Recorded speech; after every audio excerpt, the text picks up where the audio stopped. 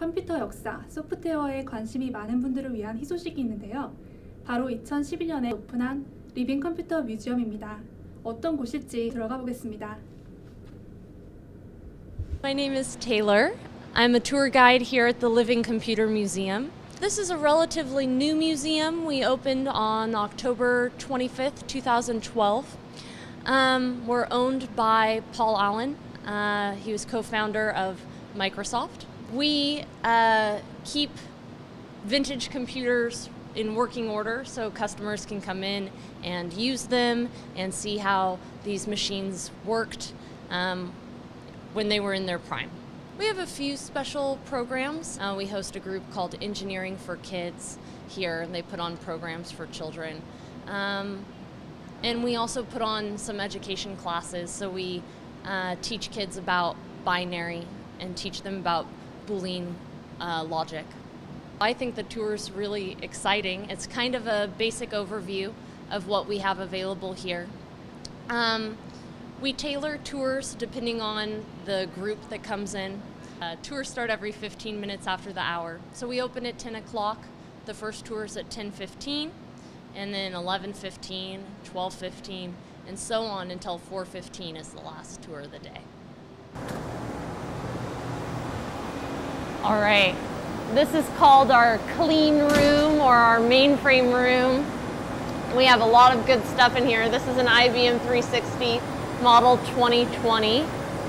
Over here we have a Xerox Sigma 9. We're about a foot off the floor, and you can see some of our cables under there.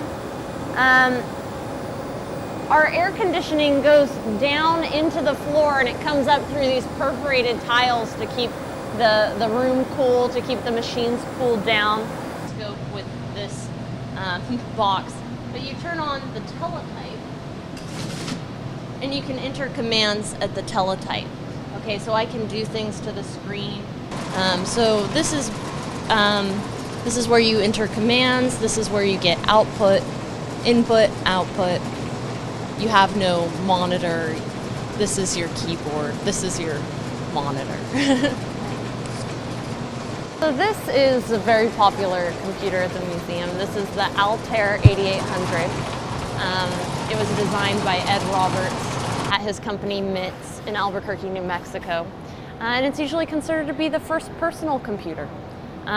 You'd have to put it together as a kit like that guy. But it was pretty inexpensive, and once you put it together, you would have a computer in your own house.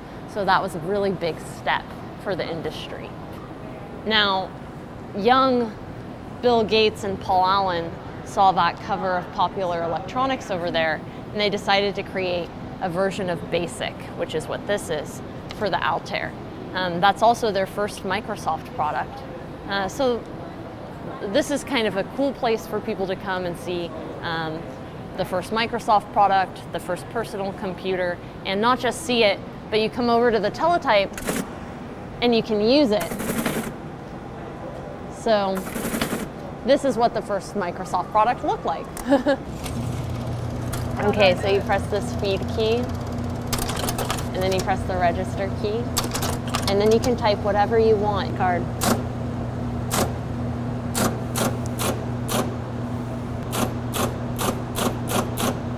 Okay, are you done? Now you can flip the switch up.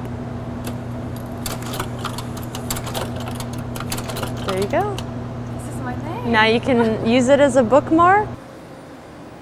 This machine sorts cards. You choose a column, and then you move this to choose one of the 80 columns.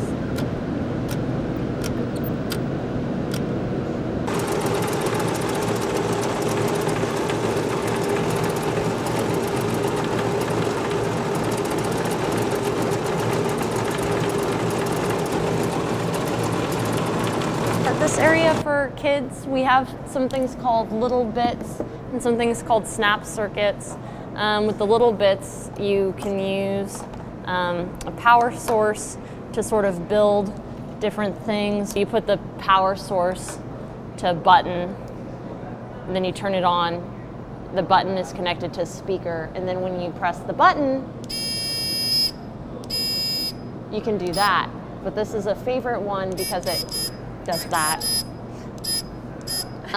They're kind of like electronic Legos. So you get out this little plastic breadboard, and then you get your power source, and you stick it on, and then you can add different things by following instructions, and you just snap different pieces on.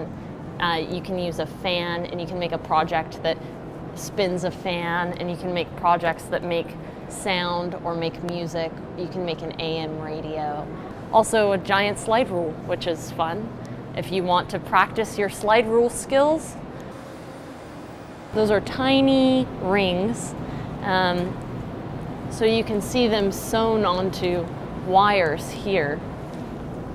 So you can see these tiny rings on these wires, and you can see in the thimble they're tiny rings. Now this is the same thing, but even smaller, and this is the same thing, even smaller. Each ring can save a state, either a 1 or a 0. These are some things you might still have in your, you might still be using at home, but you wouldn't think they'd be in a museum. So our Macintoshes, for people who love Apple, they can come over and check out the Macintosh. The Macintosh team did something really cute when they made the Macintosh. They signed the inside of the case the way an artist would sign their painting. So you can find all their autographs inside the Macintosh. This is our Microsoft section. We have a lot of different things in the Microsoft section. Apple IIs didn't support Microsoft products, so Microsoft made a piece of hardware called the soft card that allows Apple IIs to support Microsoft products. We have that here, and you can explore how it works on this machine. Multiplan is a precursor to Excel, so this is sort of an early spreadsheeting app from Microsoft. But still, you have Paintbrush, and here you have Paint, you know, and you have Notepad. Bill Gates and Paul Allen's resumes, which are pretty funny. Their ages, weights, and marital statuses are on there.